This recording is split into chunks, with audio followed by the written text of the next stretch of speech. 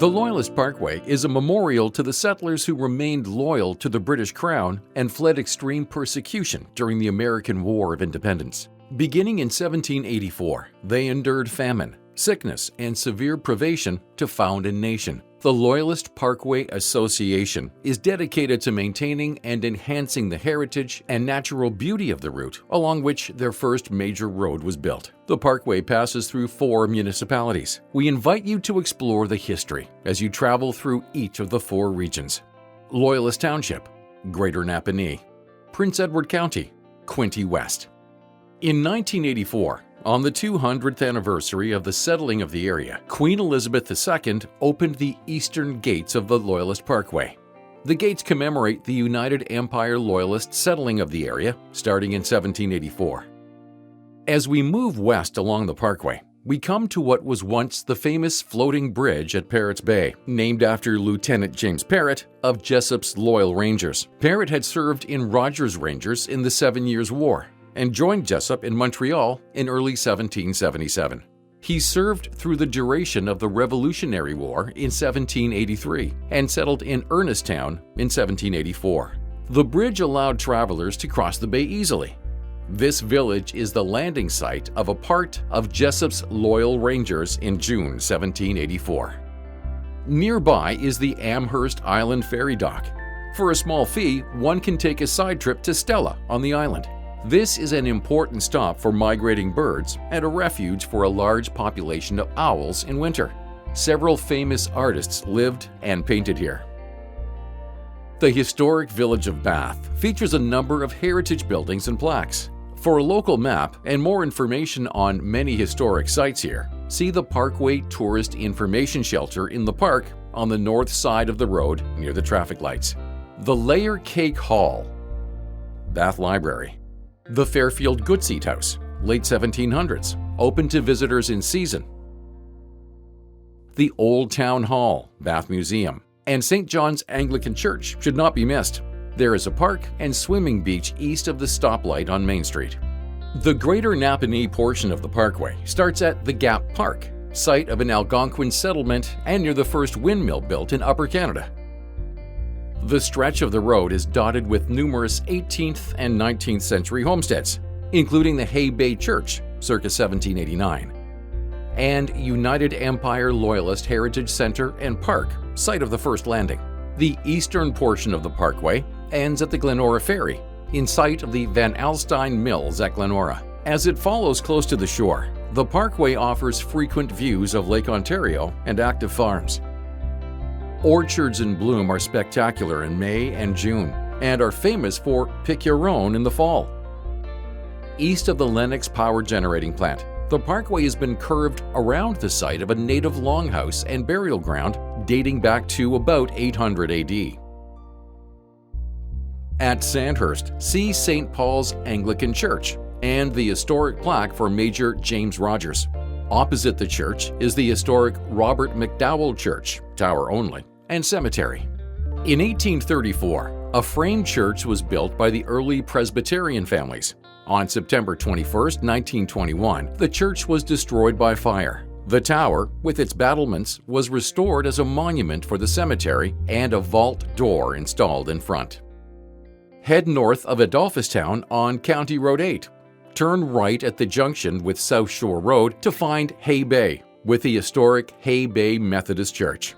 Close by are a memorial to the first organized meeting in Canada of the Society of Friends, Quakers, and a plaque marking the boyhood home of Judge Alexander Fisher. Returning to the Loyalist Parkway, just west of County Road 8 is St. Alban the Martyr Church, which was erected in 1884 as a memorial to the United Empire Loyalists who settled here. Nearby, in the Old Town Hall, municipal government was initiated in Canada. Just across the parkway, in the United Empire Loyalist Heritage Center and Park, is the site of the landing of the Loyalist settlers in June 1784. Visit the Loyalist Cemetery and find the plaque about the Loyalist leader Major Van Alstyne. The Loyalist Cultural Center in Allison House is a genealogical archive and museum. The park offers camping, day use, boat ramp, swimming, and fishing. Heritage reenactments sometimes take place in the attractive, tree-filled picnic grounds. St. Alban the Martyr Memorial Church stands by the side of the road, elevated on a rise of land, about 40 kilometers west of Kingston, in the quiet hamlet of Adolphustown. The church was built close to the landing site of the 4th Town contingent of the United Empire Loyalists, who arrived at Adolphustown Creek on June 16, 1784, and is dedicated to United Empire Loyalists.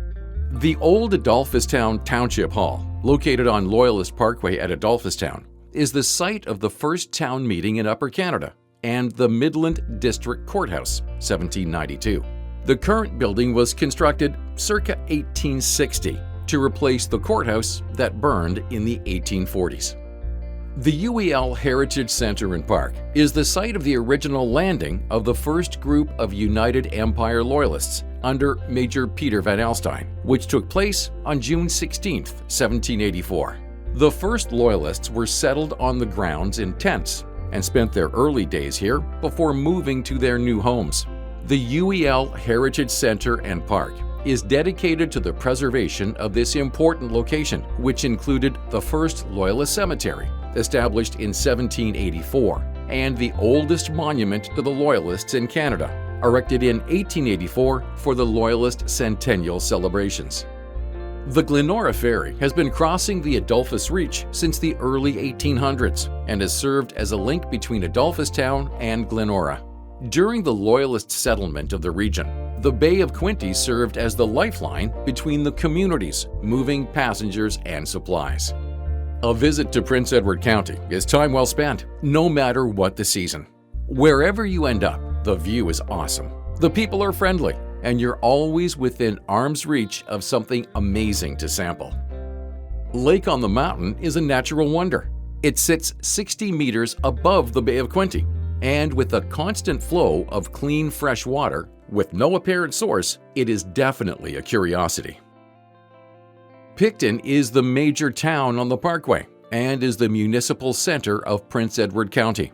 The name was suggested by Reverend William Macaulay, a prominent local rector and landowner. Picton hosts numerous arts and cuisine-related events and festivals throughout the year, many at the historic Crystal Palace venue.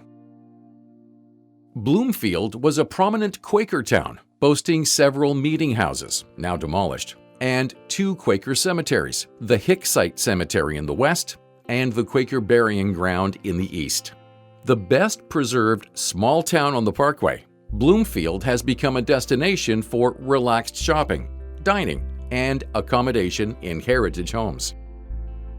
Wellington, one of 3 major towns in Prince Edward County, has had a sheltered harbor since very early days. Trade coming through Wellington was big business and made many people wealthy, including local merchant Archibald McFall. He built Tara Hall, overlooking the harbor, circa 1839.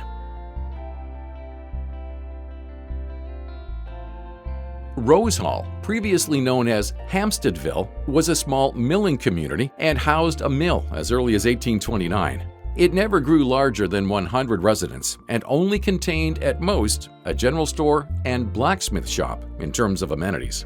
The village of Hillier was established before 1835 and already had 2 mills and a post office by that time. It was more popularly known as Pleasant Valley and hosted the usual array of tradesmen and services. The prosperity of the village only increased with the construction of the Prince Edward Railway in the 1870s. Consicon began to take shape as early as the late 1790s, when William Marsh, UE, native of Vermont, petitioned to the Crown for the patent to the site of the village. Marsh had been granted the land for his loyalty, and after returning to the United States, his acreage passed to his son, Matthias. Matthias Marsh fathered 24 children, and they contributed greatly to the growth of the village, including the eldest, Archibald Marsh, who built the first grist mill in 1808. The village of Ameliasburg was originally called Roblin's Mills, after the prominent structure built by Owen Roblin in 1842. It was renamed to avoid confusion with mills owned by other Roblins in Sophiasburg. However, after the mill closed in 1920, the surrounding businesses began to close. The mill, in danger of being demolished, was relocated to Black Creek Pioneer Village in the 1960s, where it still resides today.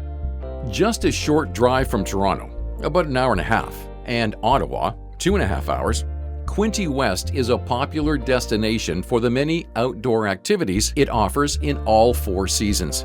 Quinte West also offers cultural festivals, events, and attractions that honor the unique heritage of the area, both the people who first settled here and the industries that nurtured its growth.